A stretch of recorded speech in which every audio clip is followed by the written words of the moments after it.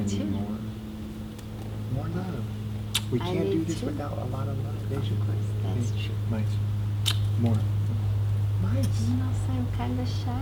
Yeah, I just want another kiss. We have to get into the love. The love mode, right? Love hugs. Oh my God. Your You're hair's not a perfect. woman. I'm definitely not a woman. Your hair's Hold on. Seriously? Your hair's perfect. Okay. Come back here. Deja, What are you thinking? I'm thinking about you. Deja, that was not it. Okay, Amor, I fixed the makeup. We can't. You don't need makeup. You're gorgeous. I do. I decided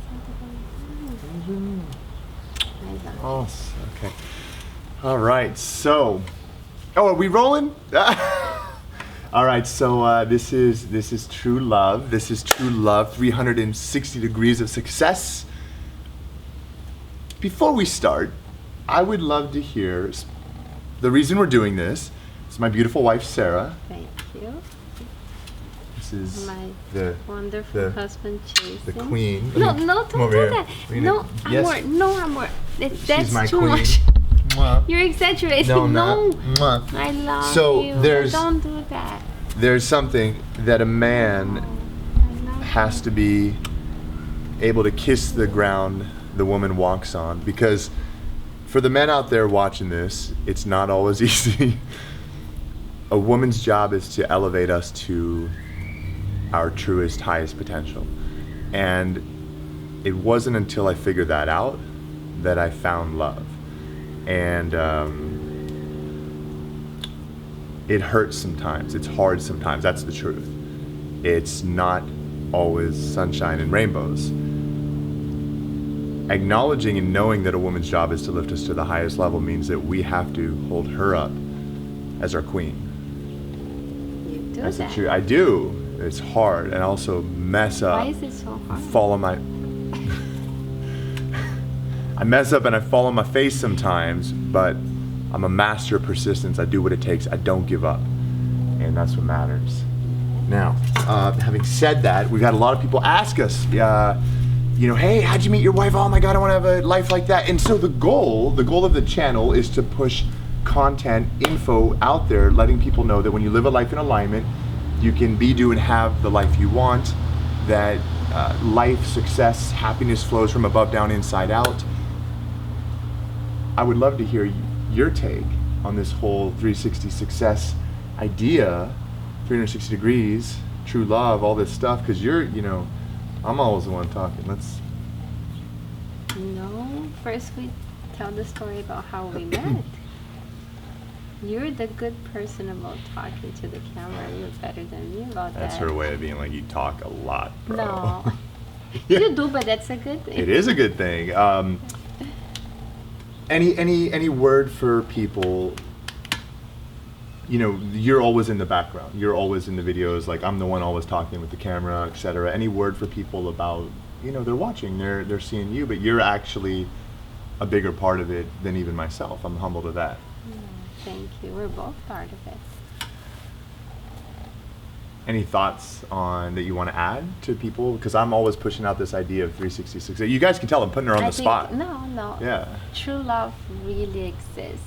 And true happiness as a couple really exists. Of course, no relationship is perfect. But I think it can find us when we least expect. When we're ready for it and open for it. And what about this idea? What do you think? I want people to hear about this whole thing about 360 success. I always say you can have it, but it's hard. You have to work really hard for it. On every aspect of it, yes. I think it is possible if you have the right partner, I'm not very good at those things. You got me at the spot. I have to think about it. I believe it is possible. I'm more of a doer than a thinker. So whatever I have to do, I just do it. Just like Nike, you know me. I just do it. I don't think too much. You just do what I have to do, and you do your part, and we make it work. We definitely make it work. Mm-hmm. All right. Well, without further ado, and you guys can tell I put her on the spot, right? That's the authenticity there. That's what it is. So the story of how we met. Go ahead. Yes, you can start. Okay. So I think the important thing about the story is, number one, I want you to understand and take the idea with you that true love does exist, like we said, right? Like you said. And number two, I think you said this as well, that it finds you when you least expect it. And things that you chase after tend to evade you. Would you agree? Like they go away from you, right? So when you're not looking and you're comfortable is when you tend to find. I think it's more of an energy. It's an energy. will attract each You other. attract it. You realize that it's already there. But if you're constantly looking for it, then it runs away from you, right? So it started out in 2008. Yes. Yeah, 2008. So, It was yeah, eight, when we 2008. met, 2008. Yeah. Yes. And feel free to I interrupt at was any time. in the U.S. for a couple of months Mhm. because my daughter Victoria, was going to the Hollywood Pop Academy. At the time, I was living in Brazil, but she was admitted there, and she always loved singing, acting. So I agreed that we would spend a couple of months here for her to go to the Hollywood Pop Academy. Mhm. And I also had some business to. I was thinking about expanding my business, so I also had to do some research in LA. So it was a good thing all the way, but we were gonna stay here till March Mhm. and go back to Brazil. Mhm. And in February, she told me, she asked me, Mom, can we go to Vegas to watch a couple of shows, because she always loved art and shows. And I said, well, yeah, we might as well do that because we'll be going back to Brazil next month. So we went, stayed there for 3 days. And the day we were about to come back to LA, which was a Wednesday, she told me, Mom, we can't leave today. We woke up and she told me, we can't leave today. And we've always been very attached to each other. And I told her, well, she told me, I don't know why, but we can't leave today. We have to stay one more day. And I said, oh, okay, well, anyway, we're going back to Brazil next month. Well, it's not a big deal, but the hotel was full. We had to change hotels. And she told me, and we have to watch at the Bellagio. I was like, you want to watch it? No, she said, no, trust me, it's not that I want to watch one more show. We have to do it. There's an angel telling me we have to do this.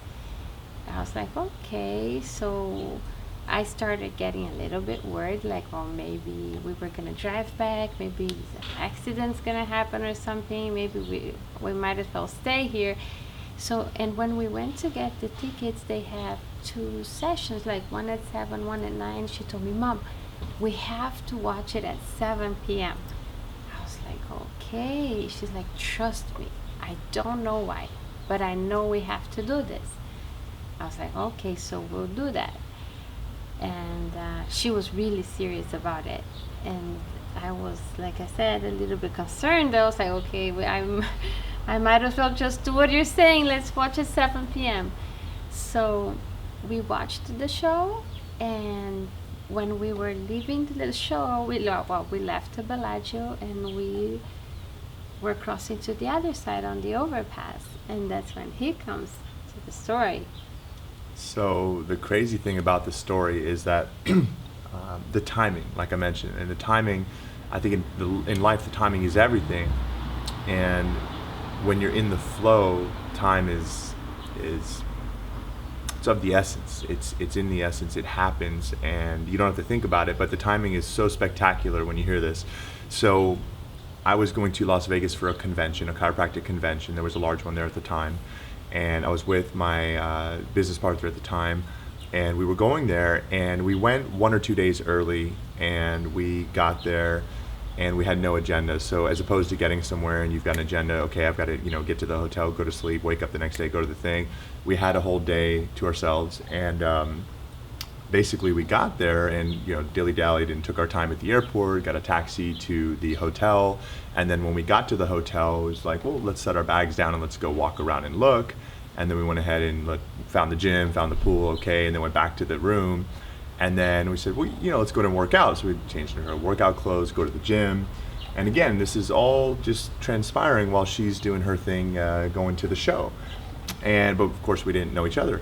And we do a nice long workout, about an hour weights, half-hour cardio, and go back. And he takes a shower, I take a shower, we get ready. Okay, let's walk downstairs. And just imagine the timing, the pace of our walking had to be, everything had to be in sync, right? Because in order to catch her, which you'll see in a minute, it's just spectacular. So we go downstairs, we go to the monorail, so should we get a ticket for a day or 3 days? I don't know. We sit there and we go, okay, purchase a ticket, take the monorail down to downtown, start walking around, looking around. We're in Vegas, there's all sorts of crazy stuff going on. And then as we're walking on an overpass into the Bellagio, she's walking out, and I see this woman and I go, whoa. And I go, wow, and I'm kind of in a daze, and I keep walking, just being like, wow. And I walk inside, and I stop, and then my friend had kind of like hit me on the shoulder. He's like, hey. I go, did you see that? Did you see her? And he goes, yeah, you projected her so hard, even I could see her, meaning like, out of my mind, projected her. And he said, she's even got a daughter for, your daughter to play with, Jayla. I said, wow, because I have a daughter, she has a daughter, so we both raised them together. So we have a daughter, we have daughters, and we have a son together now. But I said, wow. So I said, okay, we got to go get her. So I start running out, and as I'm running, I get to this overpass, and it's like a movie. You're like, there's nobody. I'm like, where'd she go? It's a figment of my imagination. So I start running across this overpass. It's a fairly big overpass, right? Walkway. And I'm getting out my phone, one of those, it must have been like the older iPhone or something, and I'm looking for a picture of my daughter because I'm really good at making rapport with people. I thought, well, she's got a daughter, I've got a daughter. Instantly, there's something in common. Let me find that. And I get to the end of the overpass, and there's a very steep set of stairs. This overpass is still there. She's at the bottom. I'm like, oh my God. I wasn't imagining things. So I start hurling down the stairs, just boom, boom. And I could have, retrospectively, I could have hurt myself jumping down these stairs. It's literally a very steep staircase. I even went back there years later, and I'm like, oh my God, I ran down those stairs. And then she's on this flat escalator, like in the airports, over to, I think it was Bally's or Paris or something. And by now people are watching, because in Vegas there's always something crazy. There's people walking in the streets with stilts. There's people drinking. There's always something crazy in Vegas. So everyone's kind of watching, like, oh, who's this big guy, running through the crowd? And there's people there. It's probably evening, 7, 8 o'clock, right? It's still light out. No, it was about 9. 9 o'clock. It was still light out though, right? Yeah. It's still relatively light out. And so now I'm on the flat escalator, and there's people there, and I'm, excuse me, I'm so sorry, let me get by. And I've got my phone in my hand, and my buddy's trailing, some way behind me. And people are watching me like, what's this guy doing? And finally I get there, and she's on the escalator like this, not noticing me. And I finally get there, and I go, no, she didn't look, follow along. I go, hey, and she, nothing. I'm like, oh God. And I go, hi, and nothing. I'm like, oh my God. And there's people watching. I got my phone in my hand. Finally, like, you don't want to like touch somebody you don't know, right? It could scare them or something. And I'm like, all right, here we, excuse me. And she turns around and she goes, oh, hi. I didn't feel like that. She did. You can tell by the smile. She did. I And so she's like, hi. Exactly. Hi. No. And so she's, how are you? I said, No, I'm, not like that. I say, hi, I didn't yeah, know. it was, her smile was huge. She was like, wow. Wow. That's what she's Of like. course Yeah. I was like, who's Joking. this guy? Stop it. Hey. Where did he come from? That's right. Right. That's how the women pump up our egos, right? So we get off the escalator, we walk inside, and we start talking. And I introduced myself, and I was like, so my name's Jason. What's your name? And right as she's about to, the little hand comes up out of nowhere and is like, I'm Victoria. Nice to meet you. And I was like, oh. Yeah, I patted this little girl in the head. I was like, hi, nice to meet you. And of course I had seen her, but it was like this very firm little handshake, and I thought to myself, Daddy taught you well.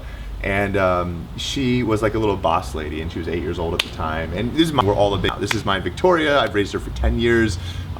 So I was walking and thinking to myself, well, what do I do? And I thought to myself, well, let me text her, because she's in the coffee business. I said, hey, it was great meeting you. Would love to get together for coffee tomorrow before you leave. And she was like, yeah, sounds great. How's 10 a.m.? And I was like, ooh, my conference starts at 8 and I need to be there for the credits. How about 7? And she goes, oh, I'm so sorry, my daughter will be sleeping. Maybe we'll leave it for next time. And I was like, next time? I was like, what kind of brush off is that? Next time, it was one of those little slide brush off. I go, no way.